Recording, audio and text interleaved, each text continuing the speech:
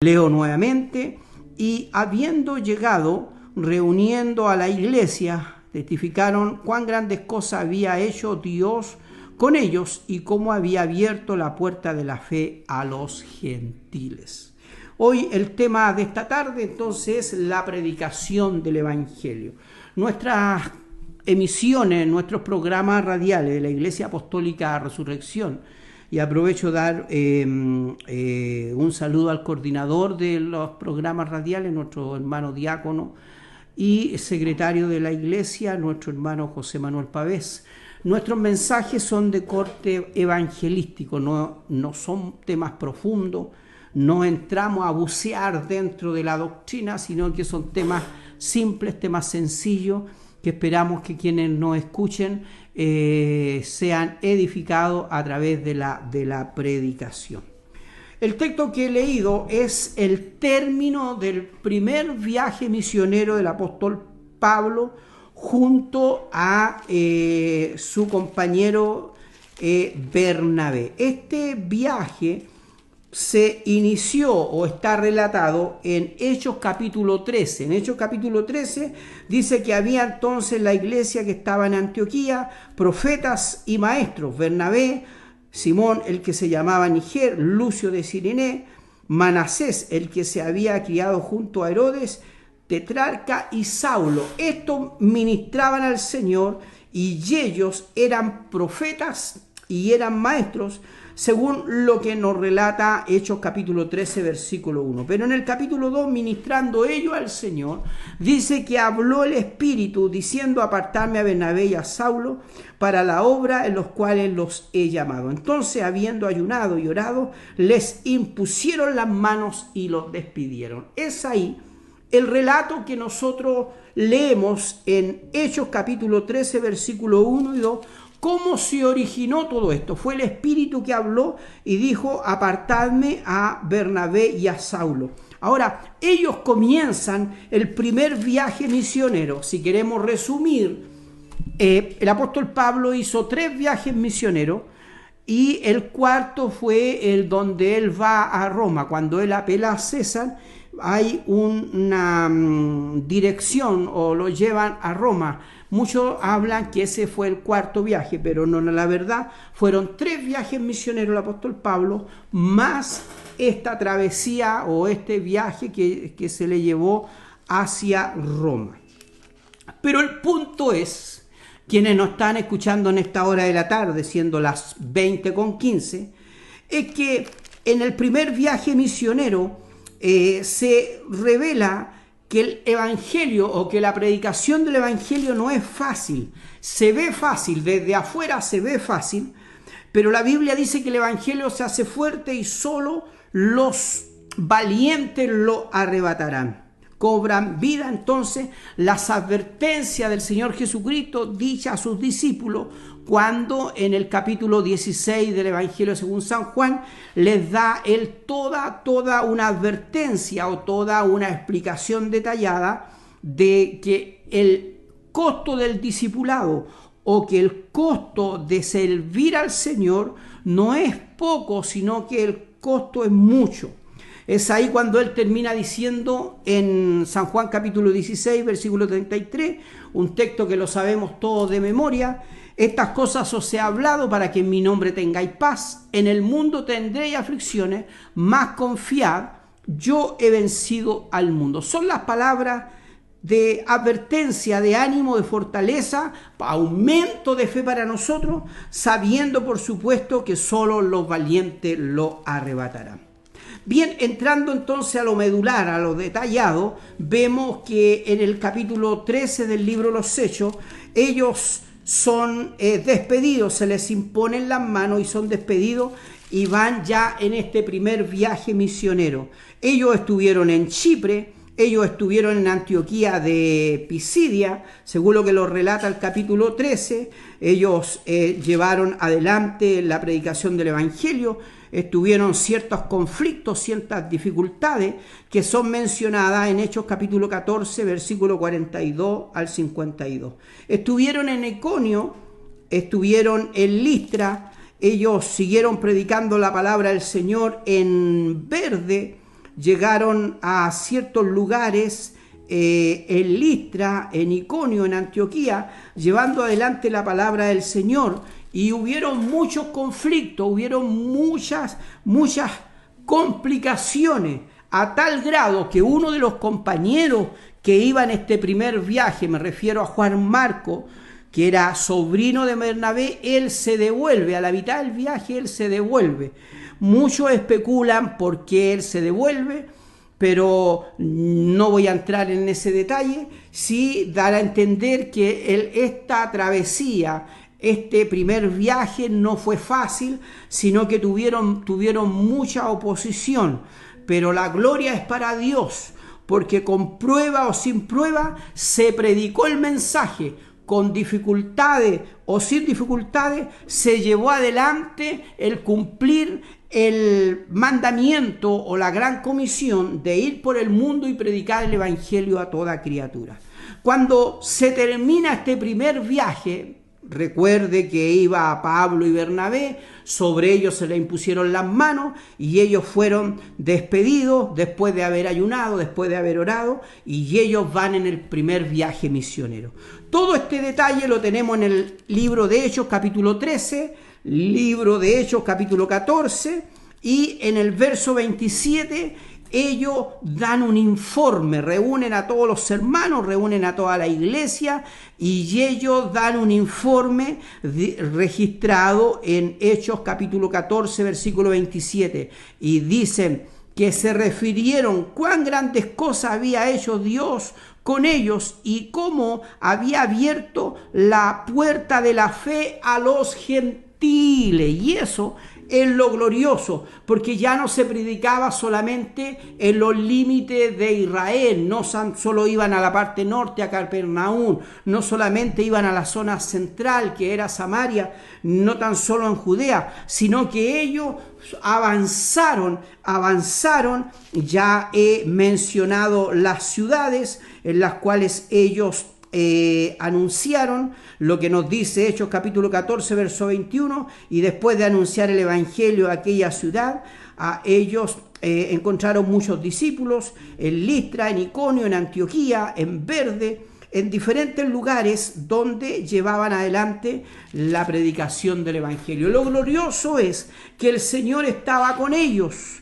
Y se cumple lo que Jesús les habló a ellos en Hechos capítulo 1, versículo 8. Quédense en la ciudad de Jerusalén hasta que sean investido el poder de lo alto y recibiréis poder cuando venga sobre vosotros. Me seréis testigos. ¿Dónde? En Jerusalén, en Judea, en Samaria y hasta lo último de la tierra. Es decir, en cada sector, en cada lugar, se predicó la palabra del Señor. En esa época, lo que era conocido lo último de la tierra era Roma, era conocido Roma. Y a lo último de la tierra, es decir, a Roma, se llegó, estoy hablando de aquella época, la predicación del Evangelio. Bien, lo medular, lo sustancial en este momento, es que a ellos se les abrió puerta de fe a los gentiles, y ahí entramos nosotros, a través de la predicación, no a través del judaísmo, a través del cristianismo, a través de la predicación, aleluya, se abre una puerta amplia, se abre una puerta para que así también los gentiles alcanzáramos estas promesas, porque ya no hay judío ni griego, ya no hay esclavo ni libre. La pared intermediaria, lo que separaba entre los judíos y los gentiles, eso fue derribado para la gloria del Señor, según lo que Pablo le enseña a los efesios. Ya nosotros somos parte, aleluya, de estas promesas establecida en la palabra del Señor. Quisiera leer lo que nos dice Hechos capítulo 13 verso 32 y dice: y nosotros también nos anunciamos el evangelio de aquella promesa hecha a nuestros padres. Es decir, la predicación del evangelio lleva promesas. La predicación del evangelio lleva promesas, y estas promesas están establecidas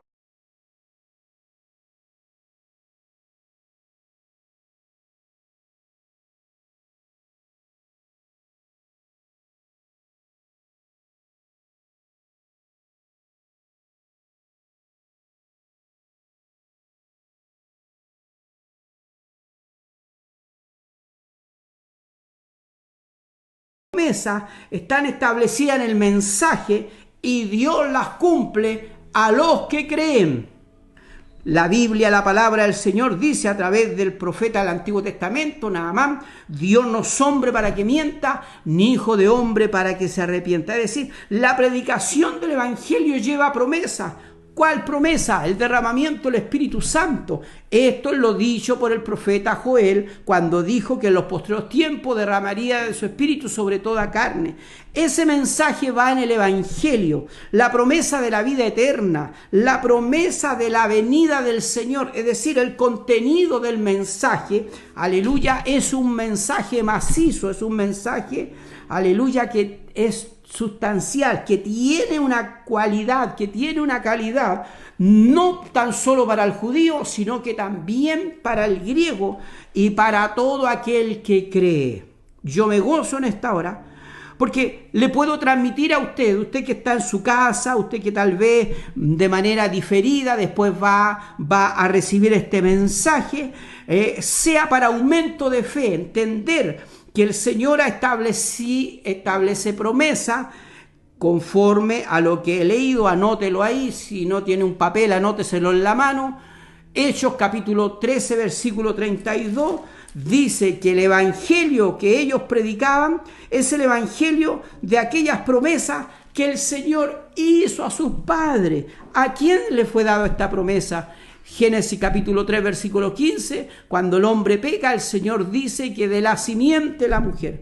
Es decir, mensaje dado a nuestros padres como Abraham, mensaje transmitido a Moisés, mensaje transmitido a los hombres de Dios como Job.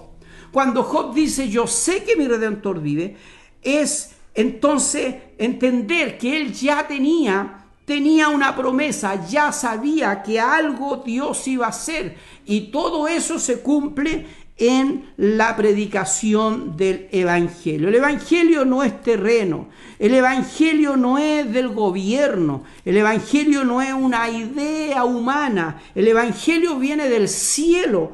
¿Qué es lo que nos dice Romanos capítulo 1? Pablo, siervo de Jesucristo, llamado a ser apóstol, apartado para el Evangelio de Dios, que él había prometido antes por los profetas en las Sagradas Escrituras. Es decir, hay una promesa, el Evangelio tiene promesa, el Evangelio no es terreno, el Evangelio es celestial. Y eso es lo que resume Pablo en Romanos capítulo 1, versículo 1 y 2. El Evangelio de las promesas, la predicación del Evangelio lleva promesa y esas promesas se cumplen. Porque Dios no es hombre para que mienta, ni hijo de hombre para que se arrepienta. Es glorioso poder entender entonces que el contenido del Evangelio no es solamente decir amén, aleluya, cerrar los ojos y ponerse a saltar. No, nuestra fe tiene seguridad, nuestra fe está basada, aleluya, en este mensaje, porque la fe viene por el oír, y el oír la palabra del Señor Jesucristo. Cuando Pablo y Bernabé reúnen a la iglesia, según el registro que he leído, Hechos capítulo 12, versículo 27, ellos cuentan cómo el Señor le abrió puerta a los gentiles. Esa puerta que estaba cerrada, el Señor, aleluya, abre, nos da acceso a poder llegar a eso tan glorioso de entrar por sus puertas con acción de gracia, por sus atrios con alabanza, alabadle, bendecir su nombre, porque Él es bueno, para siempre su misericordia. Pueblo suyo somos y ovejas de su prado. Él nos hizo y no nosotros a nosotros mismos.